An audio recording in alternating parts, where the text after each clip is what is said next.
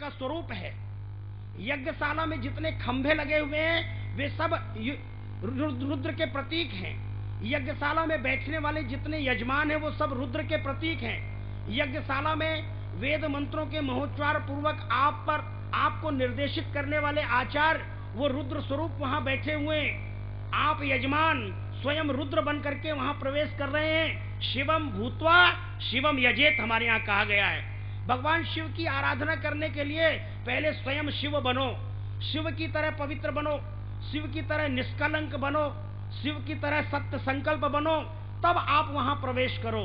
तो यज्ञशाला में प्रवेश करने वाले जितने यजमान हैं, जितने आहुति डालने वाले हैं, वे सब रुद्र स्वरूप वहां पर उपस्थित होते हैं। इसलिए आप सब प्रणम्य होते हैं। सावधानी इस बात की रखनी है कि जिस पवित्र अग्नि की साक्षी में, पवित्र अग्नि के साथ बैठ करके आप वेद मंत्रों के महोच्चार के साथ आहुतियां प्रदान कर रहे हैं, वो आहुति भी यज्ञ स्वरूप, वो आहुति भी रुद्र स्वरूप है। उन आहुतियों के पड़ने से जो अग्नि प्रज्वलित हो रही है वो अग्नि भी रुद्र रूप है। उस अग्नि से उठने वाली जो धूम है, जो उठ करके और आपके पर्यावरण को पवित्र करने वाली है, वह धूम भी रुद्र स्वरूप है। अब आपको सावधानी केवल इतनी ही रखनी है महाशिवरात्रि तक, और महाशिवरात्रि के बाद तो आप पूरे सावधान होने वाले हैं। पूरी तरह से आप सावधान हो जाएंगे। आपके मन का संकल्प वहां पर शिव संकल्प बन करके आए, शुभ संकल्प बन करके आए। कोई भी मलिन विचार उस यज्ञशाला की परिधि में आपके मन में उत्पन्न नहीं होना चाहिए। यज्ञ के विधान, यज्ञ के कई पक्ष हैं। उसका एक पक्ष है यज्ञ में सम्मिलितीकरण, समवेत रूप से हम एकत्रित होते हैं। जहां यज्ञ होता है वहां लोग बड़ी संख्या में एकत्रित होते हैं। इसका अर्थ यह है कि हम अपने संगठित भाव से इस यज्ञशाला के अंदर प्रविष्ट हुए हैं, और जब हम यज्ञ करते हैं तो अपने स्वार्थ के लिए नहीं, विश्व के कल्याण के लिए करते हैं। और जब विश्व के कल्याण की भावना होती है तो उस विश्व कल्याण में आप एक घटक के रूप में सम्मिलित होते हैं। आपका भी कल्याण सुनिश्चित है।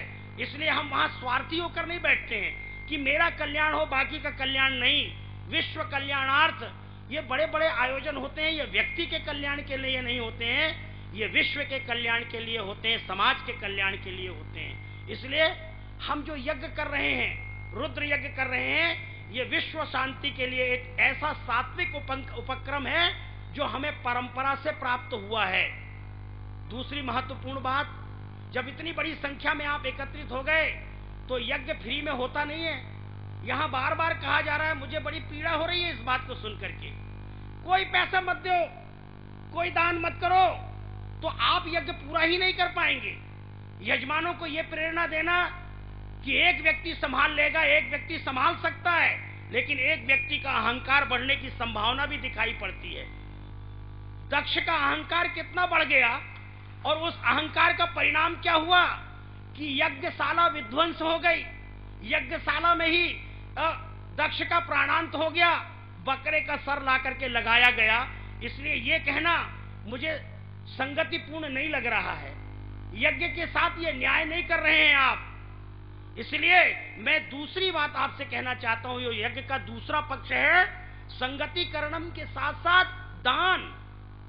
जितने यजमान में कल यहां गया, मुझे बड़ा आश्चर्य हुआ, ये ऐसा संदेश प्रसारित हो गया, अरे कौन सा भय है भाई, कौन सी अखबार से डर रहे हो, किस प्रकार के लोगों से घबरा रहे हो, कौन तुमको कलंक लगाने वाला है, कौन तुमको स्वार्थी कहने वाला है, कौन तुमको धन बटोरने वाला कहने वाला है।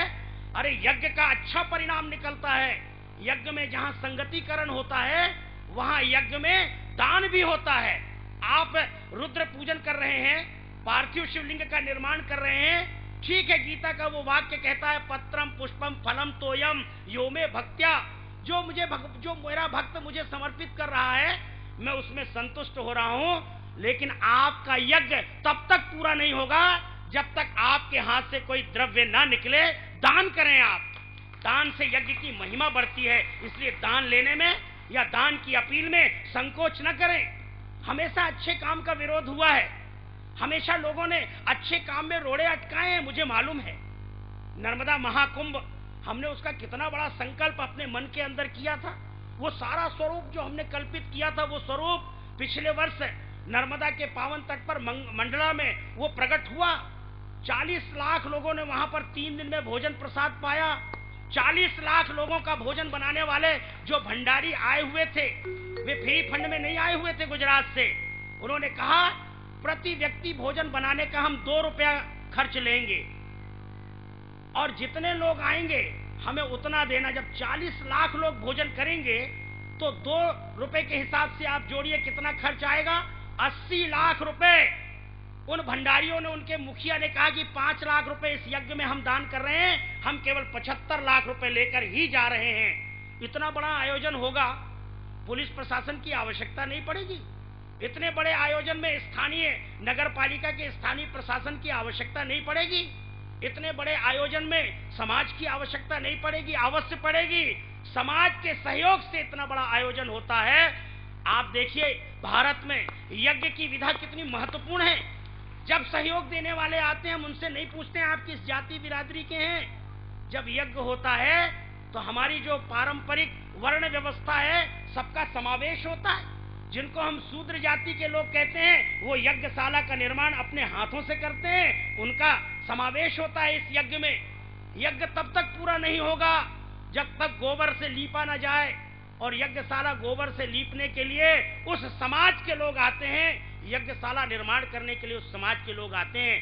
कहना यह चाहता हूं, चारों वर्णों का सम्मिलित सम्मेलन, चारों वर्णों के बीच में भगवान की भक्ति का प्रवाह, चारों वर्णों का सहयोग, ये यज्ञ की विशेषता होती है। इसलिए मैं प्रार्थना करता हूं, आप क्या कर रहे हैं, आपने क्या लोगों को संदेश दिया है। लेकिन यहाँ इतने लोग बैठे हैं, मैं 2 बातों में आपसे हाथ उठवाना चाहता हूँ, ताली में नहीं और जय जयकार में नहीं। मैं आपसे पूछना चाहता हूँ, वे हाथ उठें जिन हाथों ने अब तक शिवलिंग का निर्माण किया है, जरा वे हाथें उठें। कितने हाथ हैं? मुझे बड़ी प्रसन्नता है कि आपके हाथ पवित्र हुए हैं। अब हाथ नीचे करें आप। अब उनसे हाथ उठवा रहा हूं जिन लोगों ने ईमानदारी से उठाना, बेईमानी से नहीं उठाना। भगवान आपके अंतर में बैठा हुआ, आपका, आप स्वयं अपने साक्षी बने हुए हैं। भगवान तो दूर की बात है, आप अपने जितने निकट हैं कम से कम अपनी निकटता का स्मरण करें। कितने लोगों ने इसमें अर्थ दान किया, जरा हाथ उठा के बताइए ईमानदारी के साथ। बहुत कम लोग, इतने कम लोग हैं। इसलिए मैं आपसे आपको प्रेरणा दे रहा हूं। भारत का सन्यासी हूं, सनातन धर्म में अटूट आस्था है, पारंपरिक देवी देवताओं में अटूट विश्वास है। इसलिए आपके अंदर वो विश्वास पैदा करना चाहता हूं कि यदि आपने यज्ञ में दक्षिणा नहीं दी, आप 1 रुपए चढ़ाइए, दान पात्र में डालिए, 1 रुपए डाल के आइए, लेकिन कभी चू चपड़ा नहीं करना कि हमने वो 11,000, 21,000, 51,000 देने वाले लोग भी चुप रहते हैं। लेकिन आप कभी नहीं कहना कि हमने यज्ञशाला में कितना पैसा डाला है। पर कोई भी व्यक्ति यहां आने वाला बिना दान किए हुए न जाए, आपको फल नहीं मिलेगा, ये मैं विश्वास पूर्वक कहता हूं। इसलिए यज्ञ में कहा गया संगति करणम, यज्ञ में कहा गया दान, और इसके साथ साथ यज्ञ में कहा गया देवता की आराधना, देवता का यजन, देवता का पूजन, तब जाकर के ये यज्ञ पूरा होता है। इसलिए यज्ञ के इस महत्व को साधारण रूप से नहीं लेना चाहिए। ये बहुत बड़ा आयोजन आपके नगर में हो रहा है। 20 साल पहले हम स्वप्न देखा करते थे इस आयोजन का, हम आपस में बात करते थे, पर बालाघाट का वातावरण हमको ऐसा नजर नहीं आता था। लेकिन ये श्रेय श्री कौशिक जी महाराज को जाना था। कौशिक जी महाराज ने गांव-गांव राम कथा सुनाकर, कृष्ण कथा सुनाकर, भगवान शंकर की आराधना कर करके आप सब लोगों को तैयार किया है। इसलिए जो स्वर हमारे इस आयोजन के विरुद्ध मुखर हो रहे हैं, होने दीजिए, कोई चिंता नहीं। उनके स्वर मुखर नहीं होंगे तो हमें मजबूती कहां से आएगी। नर्मदा कुंभ में 3 याचिका हाई कोर्ट में गई हैं, 3 याचिका हाई कोर्ट में गई हैं। आज भी वो याचिकाएं हाई कोर्ट में पड़ी हैं। हाई कोर्ट के लोग कहते हैं आयोजन तो हो गया, क्या निपटारा करें इस याचिका का। सबरी सामाजिक कुंभ में भी याचिका गुजरात हाई कोर्ट में लगाई गई, याचिका लगी है, लेकिन यज्ञ होकर के चला गया। हमने सुना यहाँ भी याचिका लगाई है। क्या होगा इन याचिकाओं का? अरे जो हमारा मौलिक अधिकार है, उस मौलिक अधिकार के विरुद्ध आपका मौलिक अधिकार है, जिसके विरुद्ध आप अपने ही मौलिक अधिकार के विरुद्ध याचिका लगाने जा रहे हैं। अरे याचिका जो विधर्मी हो, जिन्होंने धर्मांतरित करके धर्म बदल दिया हो, वे याचिका लगाएं तो समझ में आता है। रामलाल, श्यामलाल, कल्लू, भूरा अगर याचिका लेकर जाते हैं तो उनके अंदर की कालिमा ही प्रकट हो रही है, उनके अंदर का सात्विक भाव प्रकट नहीं हो रहा है। मैं बेबाक बोलने वाला साधु हूं, इसलिए मैं कहना चाहता हूं अभी भी समय है। रामचरितमानस में एक बड़ी सुंदर चौपाई लिखी हुई है। कौशिक जी महाराज ने शायद वो चौपाई आपको सुनाया होगा, और नहीं सुनाया होगा तो हमसे सुन लो। यही सर आवत अति कठिनाई, और राम कृपा बिनु आई न जाई। जिनके ऊपर राम की कृपा होगी, जिनके ऊपर इस राष्ट्र देवता की कृपा होगी, वो इस पवित्र यज्ञ सरोवर में आकर के स्नान करेगा, और जिनके अभाग्य जागे होंगे वही आलोचना के स्वर निकालेंगे। मैं वो भी पूछना चाहता हूं, मुझे मालूम है क्योंकि आज सवेरे से मैंने पता लगा लिया, जो सज्जन अपने स्वर विरोध में मुखरित कर रहे हैं, वे अपनी बहन को नहीं रोक पा रहे हैं, अपनी माँ को नहीं रोक पा रहे, अपनी बुआ को नहीं रोक पा रहे, अपनी मौसी को नहीं रोक पा रहे, अपनी अम्मा को नहीं रोक पा रहे, वे सब यहाँ आ रही हैं। फिर काहे का विरोध, किस बात का विरोध? जिसके आंख में चश्मा, जिस चश्मे में जो कांच है, वो कांच जिस रंग का है, देखने वाली वस्तु उसी रंग की दिखाई पड़ रही है। अगर तुमने राजनीति का चश्मा लगाया है तो जिस दल के हो उस दल का तो साफ साफ दिखाई पड़ेगा, पर दूसरे दल का कुछ धुंधला धुंधला दिखाई पड़ेगा। इसलिए ये राजनीतिक चश्मे तो उतार के फेंको, भारतीय संस्कृति का चश्मा लगाओ, सात्विकता का चश्मा लगाओ, तब इस आयोजन के साथ न्याय होगा। और इस आयोजन का जो लाभ मिलने वाला है, मैं एक बात और कह देना चाहता हूं, मुझे मालूम है जो इसका विरोध कर रहे हैं, मैं उन विरोधियों से कहूंगा अगली बार आके कि कौशिक जी महाराज के पास आप लोग जाओ और कहना, महाराज इस यज्ञ में हम शामिल नहीं हो पाए थे, कुछ कारण था, लेकिन अब फिर से आप यज्ञ कराओ, अब हम लोग आपको सहयोग करेंगे। मुझे बड़ी प्रसन्नता होगी। और आप कहना कि उन लोगों को, वो जो महात्मा आए थे, उनको फिर बुलाओ प्रवचन करने के लिए, तो वे लोग भी अपनी तरफ से कौशिक जी महाराज को आगे करके, क्योंकि कौशिक जी महाराज का कोई विरोध नहीं है, यज्ञ का कोई विरोध नहीं है, विरोध के कारण कुछ और हो सकते हैं, वो हमें भी समझ में आ रहे हैं। इसलिए मेरे भाइयों बहनों, ये पवित्र अनुष्ठान हो रहा है। इस पवित्र अनुष्ठान में आप सब लोगों को इसका लाभ लेना चाहिए। मैं इस अवसर पर बहुत अधिक कुछ न कहते हुए, कहने का मन कर रहा है कि बहुत सारी बातें सुनाऊं। जब रामचरितमानस की कथा सुनता हूं तो मेरा मन भावों में इतना खो जाता है कि मुझे लगता है कि इसके आगे की बात मैं सुना दूं, कौशिक जी महाराज उसके आगे की बात सुना देंगे। मुझे भी राम कथा में उतनी ही रुचि है। एक राम कथा का छोटा सा प्रसंग आपने सुना होगा, जिन्होंने सुना होगा उनको स्मरण आ जाएगा, और जिन्होंने नहीं सुना होगा उनको नई बात लगेगी। दशरथ के आंगन में यज्ञ होता है, श्रृंगी ऋषि उस यज्ञ को संपन्न कराते हैं, और यज्ञ जब संपन्न होता है तो अग्नि देवता चरु लेकर प्रकट होते हैं और दशरथ से कहते हैं कि देवताओं ने प्रसन्न होकर के ये चरु मुझे दिया है, मैं आपके हाथ में रख रहा हूं, आप बराबर बराबर तीनों रानियों को यह हविष्य से बांट दीजिए। और महाराजा दशरथ तीनों को बांटने का क्रम रामचरितमानस में लिखा है।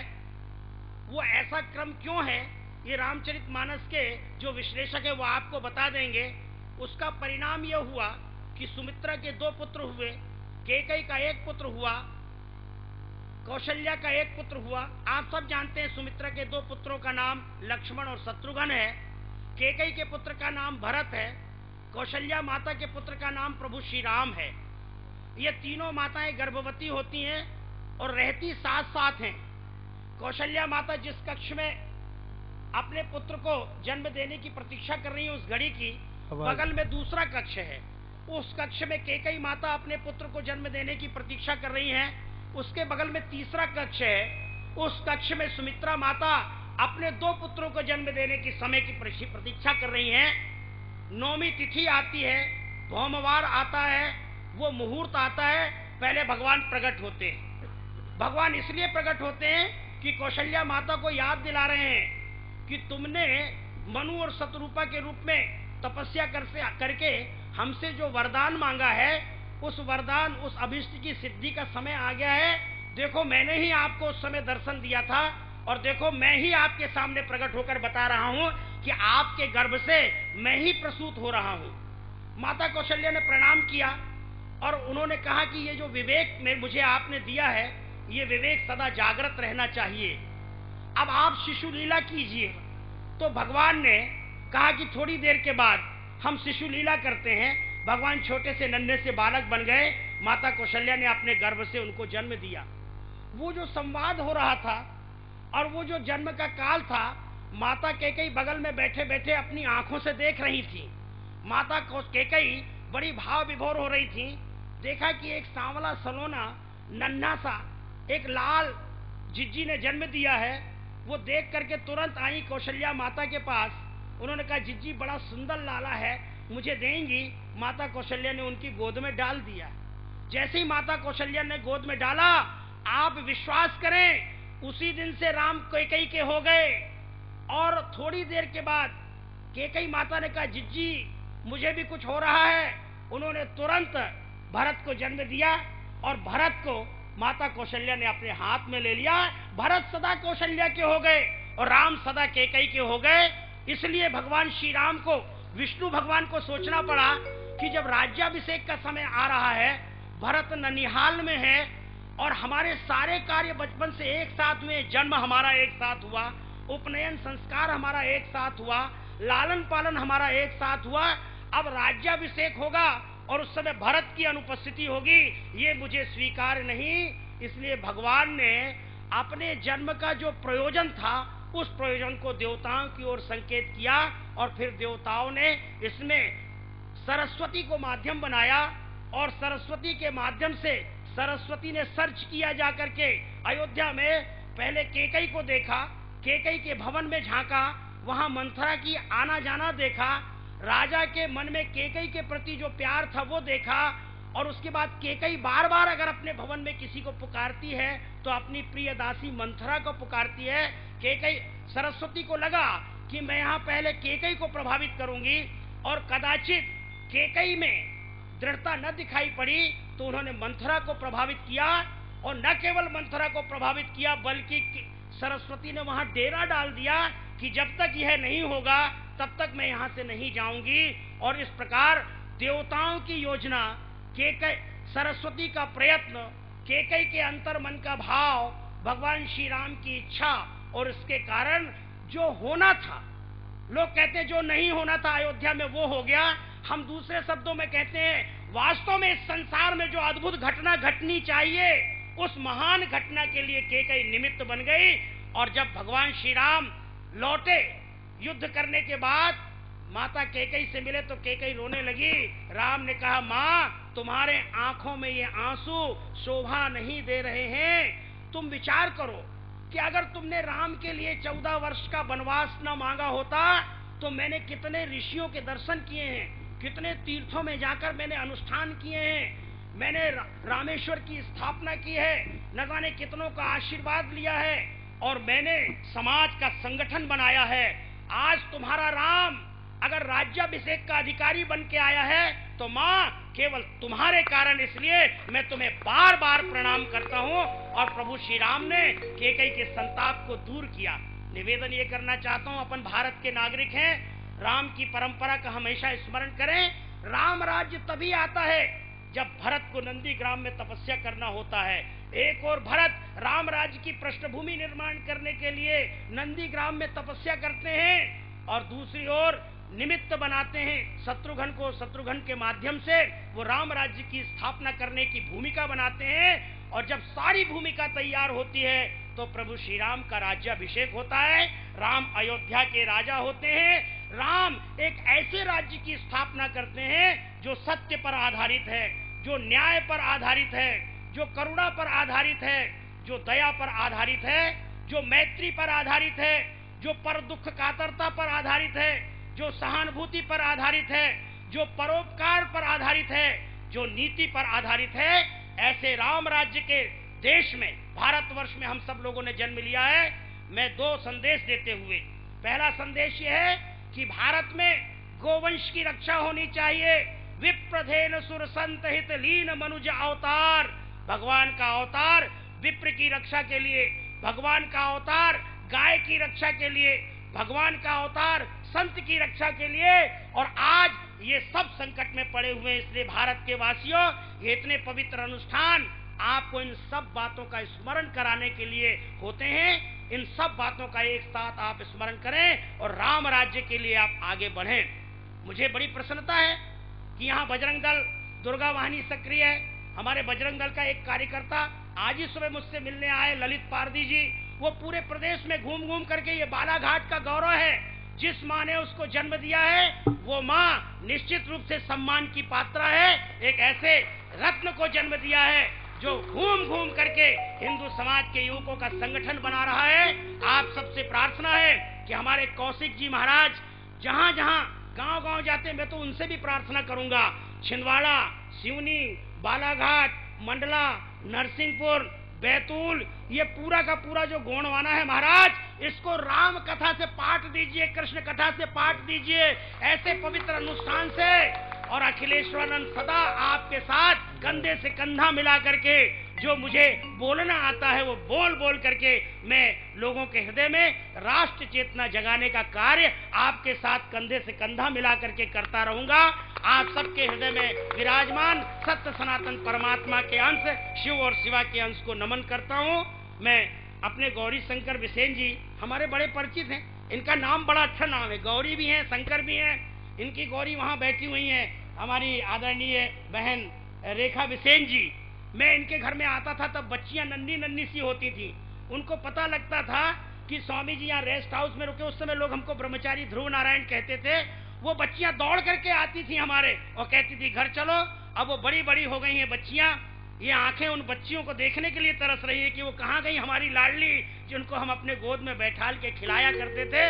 लेकिन आज वही गौरी शंकर जिसे हमने राजनीति करते देखा, आज उस गौरी शंकर को हम इस धर्म मंच पर जब खड़े होकर देखते हैं, आज ही मैंने कहा भाऊ तुम्हारी भाषा तो बदल गई, ये कौशिक जी महाराज की संगति का प्रभाव है, थोड़ा बहुत हमारे जो बोए हुए संस्कार हैं उनका प्रभाव है। इस यज्ञ में न धन की कमी होनी चाहिए, न प्रबंधन की कमी होनी चाहिए, और न व्यवस्थाओं की कमी होनी चाहिए, न भावों की कमी होनी चाहिए। आपका विश्वास, आपकी श्रद्धा और आपके सारे संसाधनों का समर्पण इस यज्ञ को मिले, ताकि महाशिवरात्रि की इस आयोजन को पूरा राष्ट्र देखे। संस्कार चैनल के माध्यम से इन्हीं शुभकामनाओं के साथ संतों को एक बार प्रणाम, कौशिक जी को बहुत बहुत धन्यवाद, और आयोजन समिति के समस्त आयोजकों के प्रति मैं अपना साधुवाद व्यक्त करते हुए और लता जी का स्मरण जरूर करूंगा, क्योंकि जब भी यहाँ आता हूँ अभय कोठारी और कौन कौन से सारे नाम है मुझे दिखाई पड़ रहे हैं, मैं उन सब नामों का एक साथ उल्लेख नहीं कर पाऊंगा। मेरे कांग्रेसी मित्र भी हैं, मुझे राजनीतिक भाषा भी बोलना आता है। मैंने आज ही फोन किया, बोले महाराज जी थोड़ी सी दलीय कठिनाई है। मैंने कहा जरा हिम्मत जुटाओ, अब तो जबलपुर में एक शब्द चल गया है, हमने कांग्रेस के पंच पांडव तैयार कर लिए हैं। हमारे साथ जब वो मिल करके धार्मिक आयोजन करते हैं तो प्रदेश का अध्यक्ष आता है, कहता फूल छाप कांग्रेसियों से बचो, तो हमने कहा पंजा छाप भाजपाई से भी बचो। हाँ, हमने तुम्हारे यहाँ घुसपैठ कर लिए, तुम हमारे यहाँ घुसपैठ कर लो।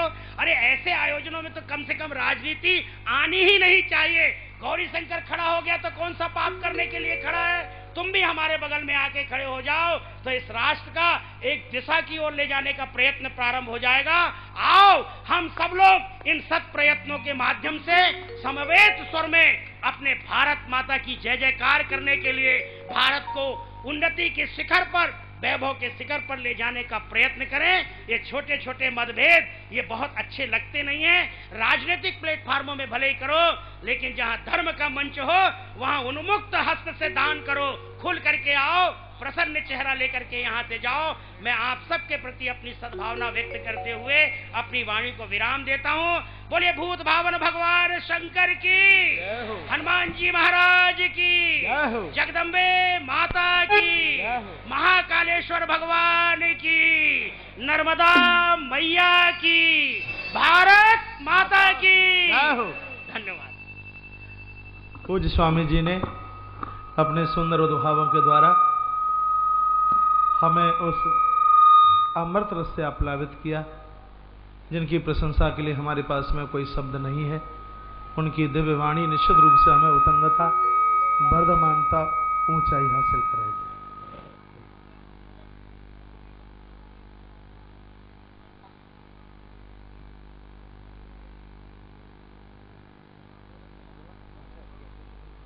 स्विच बंद तो नहीं है।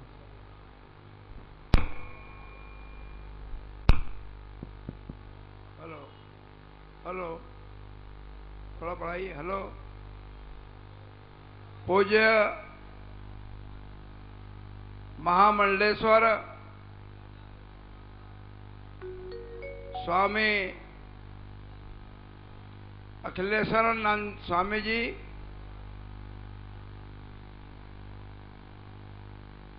इतना लंबा नाम है कि मुझे आज बहन लता एलकर जी के निवास पर मैं जब दान की राशि लेने के लिए पहुंचा था, बहन लता एलकर जी का इस महायज्ञ के लिए सहयोग राशि, तो स्वामी जी मिले और एक नया संदेश, एक नया काम मुझे सौंपा, जो उन्होंने यहां पर अभी परिवार के संदर्भ में कहा, उसी वर्णन के आगे एक बात कहा कि हम जबलपुर में गौशाला चला रहे हैं। उस गौशाला में जल की कमी हो जाती है, पीने की पानी की कमी हो जाती। स्वामी जी को मैंने वचन दिया, यहां पुनः दोहराता हूं कि जब हमारे महामंडलेश्वर अपने जबलपुर आश्रम पहुंचेंगे, उसके पूर्व वहां पे ट्यूबवेल खनन किया हुआ मिलेगा।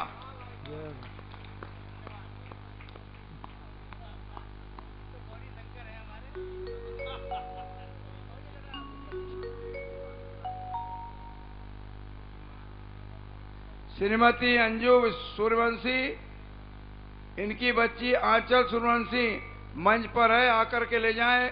बच्ची परेशान है, आप जो गेट के ऊपर लोग हैं वे आने के लिए। जी ने अपने 2 दिन का समय दे करके हमारे जीवन को धन्य किया है, हम उनका पुनः आशीर्वाद चाहेंगे। अनेक लोग जब ऊंचाइयों को प्राप्त करते हैं तो धरातल को भूल जाते हैं या तो उसको छिपाने का प्रयास करते हैं, लेकिन हमारे महामंडलेश्वर जी ने बताया कि जब मैं धर्म जागरण के काम से बालाघाट आया करता था, किन परिस्थितियों में राम जन्मभूमि के आंदोलन में काम किए और आज कहां वह विचार पहुंचा है, ये सब हमारे सामने। भाइयों बहनों, जिस दिन धर्म समाप्त हो जाएगा, धरती समाप्त हो जाएगी। इसलिए न तो धर्म समाप्त होने वाला है, न ही धरती पे कोई प्रलय होने वाला है। ये सब कपोल काल्पनिक विचार है। मैं आपका अधिक समय लेना चाहता।